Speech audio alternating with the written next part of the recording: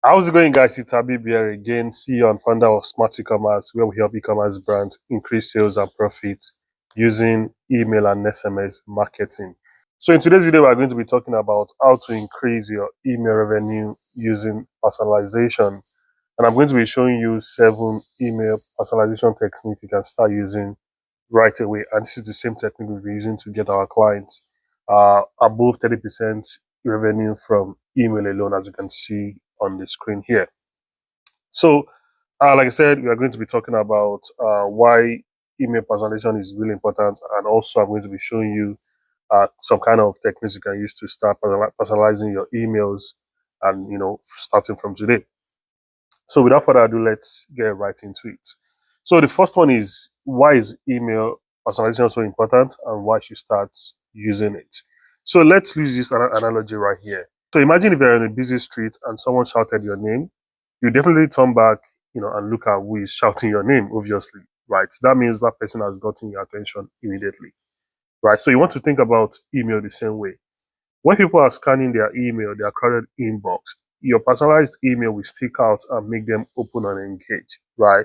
So using this analogy of a busy street is the same thing with an email. So people looking at their inbox, they are scanning through their emails, they are looking at their emails.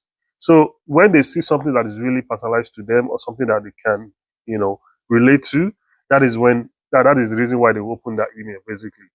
So similar to the analogy of a busy street. If you're in a busy street and someone shouts your name, if you can hear your name, you look back and look who is shouting your name. So it's the same thing with emails. So you want to think about it from that perspective. So also other reasons why you need to personalize your emails and why I think personalizing your emails are really important. So the first one to think about is how you operate, right? So another way to use personalization is basically including someone's name or something they can relate to in the subject line, right? So let's say somebody have your name in their email, or you receive an email with your name. Chances are you open that email because it's something you can relate to your name, right? Or maybe something or a product you're looking at, and they mention that product in the subject line. So an example of that is something someone wrote here: do you still want this? Versus Abib, do you still want this? Right. So looking at this subject line, which one do you think I will open? Definitely the second one, right? Because it's mentioning my name and it's asking me a question. Do I still want this? Right. Another one is you left something behind versus you left your three bracelets behind, right? Because it's mentioning a product I was looking at or a product I added to the cart, right? So imagine if you now want to put both of them together. So you can say, Habib, you left your 3-band bracelet behind. So it's mentioning my name, it's mentioning the product I left behind. And chances are, if I receive this kind of email, I would definitely open the email. So this is one way to use personalization in your emails. Another one is more engagement, right? So personalized emails have 2.5x click rate compared to other generic emails. So when your emails are personalized and when people can relate to what you're saying in the email, chances are they will engage with that email, and that means that you will get more click through with your click through rate in your emails, basically.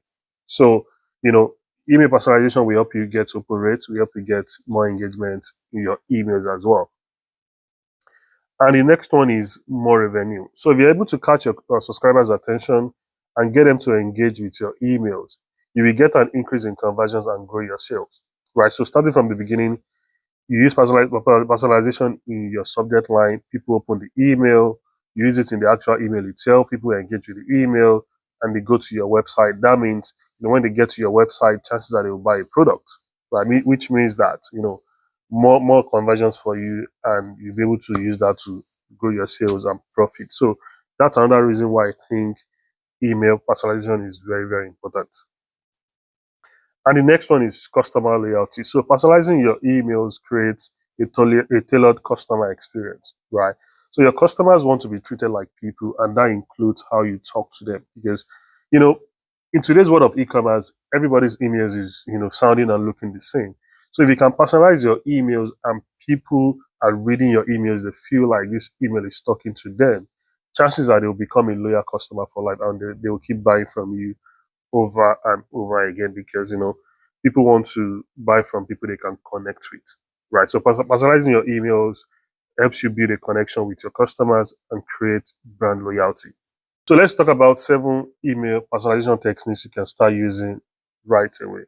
And the first and simplest one is the first name, right? So people use this a lot in emails, but I've seen that many brands are not using it strategically. So instead of just saying, "Hey, first name," there are other places you can, include your people's first name and get them to engage with your emails.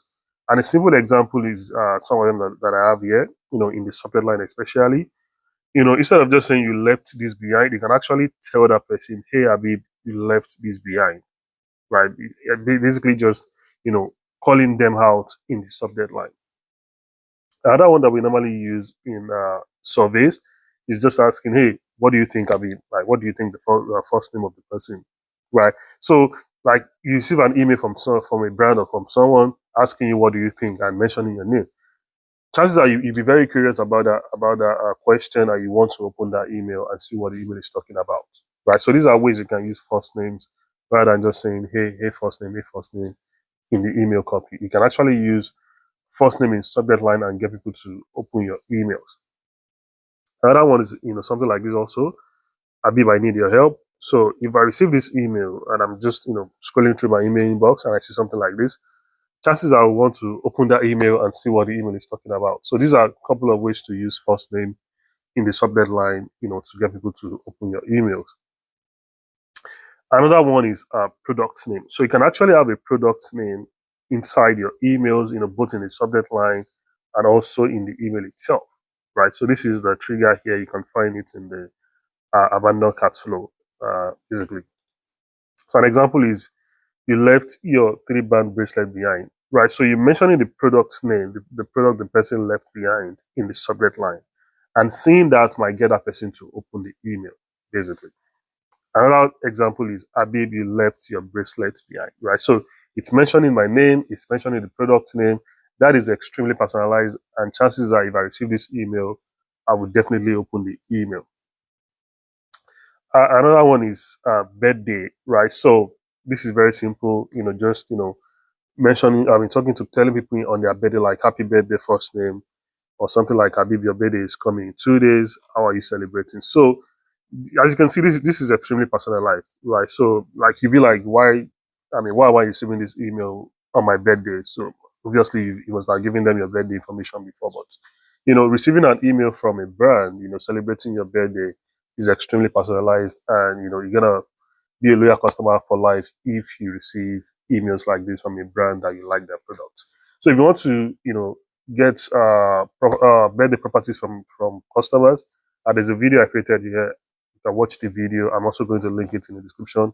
You can watch the video to collect birthday information from your customers, collecting their birth date, and also creating an automated birthday flow, basically. So you can watch the video. I'm going to link it here on the screen.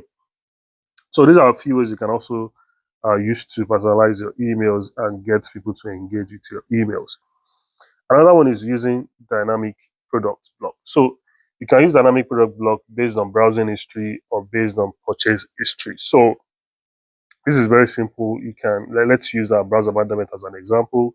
So to maybe you want people to view other products or something like, you might also like something like this. You might also like this product, basically. So you want to go to the product block here. So the product block, you want to go there and you see something like create product feed. So when you click on that, you just come here, you can name it whatever you want, and you can see here personalized for each customer. So product a customer has recently viewed, product a customer has added to cart, or product a customer may like, right? So these are a few ways you can use to personalize emails based on dynamic product. And whenever the person receives this email, the product that they're going to be seeing is something that they have viewed before or added to carts or they may like based on what you choose here. So this is another way to use dynamic blocks to personalize your emails. Another one is shopping preference. So you can collect shopping preference from customers, basically asking them what they prefer. An example of this could be, asking people if they prefer tea or coffee if it's something you're selling. So ask them if they prefer tea or coffee, and you can, send emails that is tailored to them based on their shopping preference. Something also like male or female category. If you're selling male or female products, you can also ask people their shopping preference and use that preference to personalize your emails that you're sending to them.